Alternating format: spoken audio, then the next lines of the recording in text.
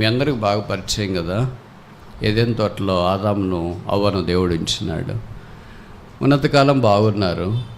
తర్వాత పరిస్థితులు ప్రతికూలంగా వారికి మార్చబడినాయి.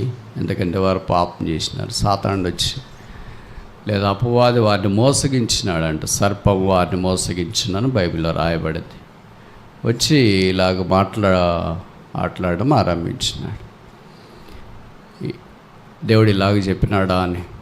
దేవుడు చెప్పినాడంటే మనకు అనుమానం వస్తుంది. సైతాన్ చెప్పినాడంటే పొరపాటును కూడా అనుమానం రాదు. దేవుడు చెప్పాడా? Is this God said? దేవుడు చెప్పాడంటే వీళ్ళకి అనుమానం వచ్చింది.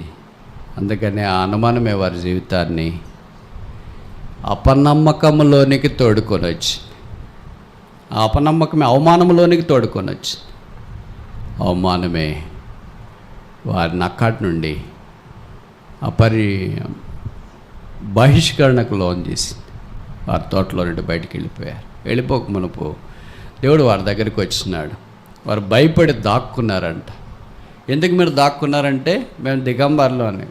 ఇప్పుడు దేవుడు అడిగిన ప్రశ్న ఏంటంటే, who told you that you are naked? మీరు దిగంబర్లని మీకు చెప్పింది ఎవడు? ఎవరు చెప్పారు? ఎవరు చెప్పారు? మీ బైబిల్లో లేదా? Who told you that you are naked? మీరు దిగంబర్లని ఎవరు చెప్పారు మీకు? ఎవరు? అంతకుముందు కూడా వాళ్ళు అట్లే ఉన్నారు కదా. అప్పుడు మీకు తెలియదా మరి? You are not aware that you are naked. You are naked then. పాపం చేయకముందు దిగంబర్లుగా ఉన్నారు. పాపం చేసిన తర్వాత కూడా అలాగే ఉన్నారు. కోర్స్ పాపం చేసిన తర్వాత తెలిసింది కనుక ప్రభు వారికి చర్మపు చొక్కాయలు కుట్టించి వారి దిగంబరత్వాన్ని కప్పాడు. అది వేరే topic.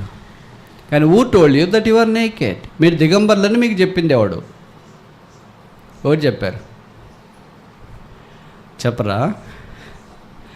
It is their disobedience to the commandment of God that told them that they were naked. వారు దేవుని ఆజ్ఞకు అవిధేయత చూపించినారా? అవిధేయతే వారు దిగంబర్లని చెప్పింది. విధేయత వారికి ఏమని చెప్తుంది? You are no more naked. అంతకుముందు దేవుని వాక్యానికి వారు విధేయత చూపించినారు కనుక their nakedness was not known. వారి దిగంబరత్వం వారికి తెలియలేదు. పాపం వారు ఎరగలేరు. అది వారు సిగ్గు ఎరగకు ఇండరని వాక్యంలో మనం చూస్తున్నాం. అంటే దేవుని మాటకు అవిధేయత చూపించడం ద్వారా మనం ఎలా కనిపిస్తున్నామంటే we think that we are naked and that's true. మనం దిగంబర్లమే. అవిధేయత తోటలో నుండి బహిష్కరణలోనికి తీసుకుని వెళ్ళింది. This is the hallmark warning for all of us. సాధారణంగా మనము అవిధేయత అంటే ఏదో ఎక్కడో లేదు, స్కూల్లోనో కాలేజీలోనో ఇంట్లోనో అక్కడెక్కడ అని అనుకుంటుంటాం. అవిధేయత దేవుని వాక్యానికి చూపించడం ద్వారా దైవ సాన్నిధ్యంలో నుండి బహిష్కరణకు గురి ప్రమాదం ఉంది. బైబిల్లో రాయబడిన they were expelled from the garden. తోటలో నుండి వెలివేయబడ్డ. తోట ఎవరి కొరకు? తోట ఎవరి కొరకు? What is that garden for? ఆదాము అవ్వల కొరకు. ఇప్పుడు ఆ తోటలో నుండి ఎవరి కొరకు ఇల్లు కట్టుకున్నామో వాళ్ళే ఇంట్లో లేకపోతే ఎలాగుంటుంది? ఎవరి కొరకు ఊరేళ్ళేమో వాళ్ళని పలకరింకపోతే ఎలాగుంటుంది? ఎవరి కొరకు పెళ్లి చేసుకుని ఇంత దూరం వచ్చినారో వాళ్ళే పట్టించుకోకపోతే ఎలాగుంటుంది? ఇవన్నీ మీకు నాకంటే బాగా తెలుసు కదా, అనుభవంలో చెప్పుకుంటాను. నిన్ను బట్టి అన్నీ వదిలేసి వచ్చిన. మా అమ్మని, నాన్నను, ఆస్తిని, కులాన్ని, ప్రాంతాన్ని, ఊరిని, భాషని అన్నీ వదిలేసి వచ్చిన. రకరకాలుగా చెప్తూ ఉంటారు పోట్లాడేటప్పుడు అన్నీ. ఇప్పుడు మనం చూస్తే ఎవరి కొరకు దేవుడు సిద్ధం చేసినాడు తోట?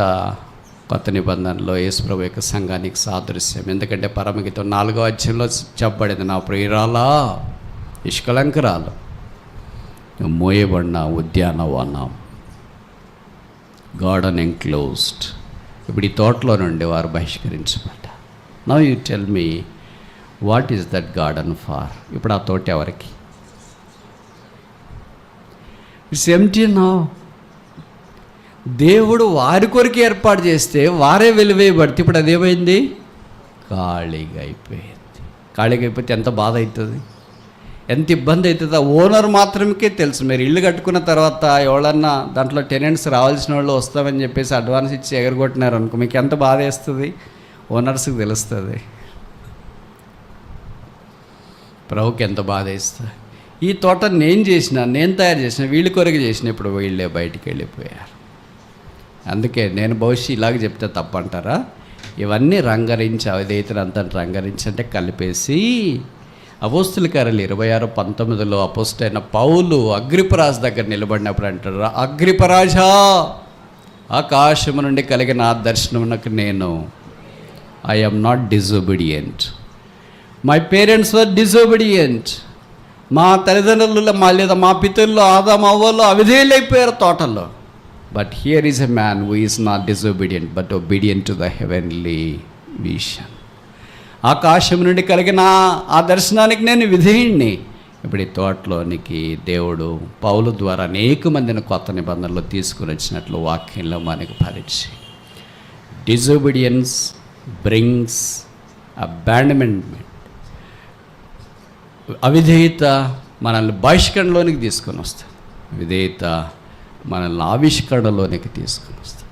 ప్రభు యొక్క బల దగ్గరికి వచ్చిన ఎన్నిసార్లు దేవుని వాక్యానికి అవిధేయులయ్యాం, ఎన్నిసార్లు దైవ సాన్నిధ్యానికి మనం అవిధేయులమైనా.